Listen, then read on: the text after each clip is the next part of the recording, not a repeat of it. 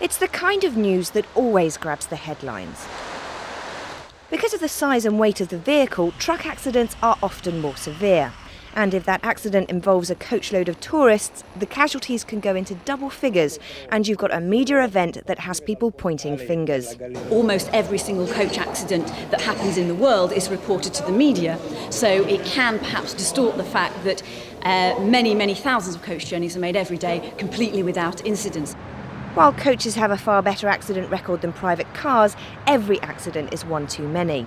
Last year saw international focus on improving road safety, with the European Union setting a target of cutting the number of road accident fatalities in half by 2010. At the International Road Transport Union's regional conference, this year held here in Estonia, the industry's key players come together to discuss the issues of the day. This year, as ever, safety is high on the agenda. Passenger safety, vehicle safety and developing a good infrastructure to support those goals were all topics up for discussion. And the delegate representing the organisation that brings together Europe's transport ministers highlighted the industry's moves to make improvements. I think the road transport sector is doing a lot. As you've heard maybe during the conference, they put forward the improvement of training of young drivers and young managers as one of their major priorities. If we can train our drivers to drive more safely, reduce the frequency of accidents, we actually pull our insurance costs down, and that's an important economic benefit. Adequate training is of course a vital part of the solution, but vehicle manufacturers are also doing their bit, introducing cutting-edge technologies such as night vision devices and technology that monitors the physical state of the driver and can sound an alarm if they appear to be dozing off at the wheel. There is a lot of tremendous improvement that we have done in terms of brake, in terms of ABS, SB, SD, anti-roll. We have utilized all kinds of the system to reduce this accident.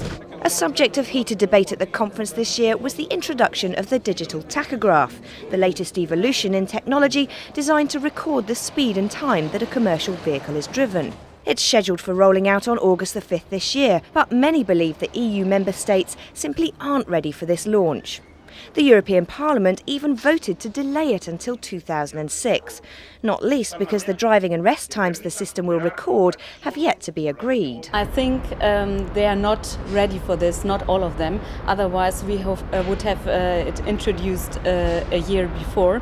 But it's not only a question of the memberships. We have a strong delay also because the manufacturers were not able to produce it. But with so much focus on the subject of safety, impressive overall results are already being achieved. In Germany, we came from some 20,000 fatalities a year down to lower than 6,000. This is due not only, of course, of the technology in the cars, but also to the better infrastructure, which has been increased in the 90s. The ultimate goal has to be the total elimination of death on the roads.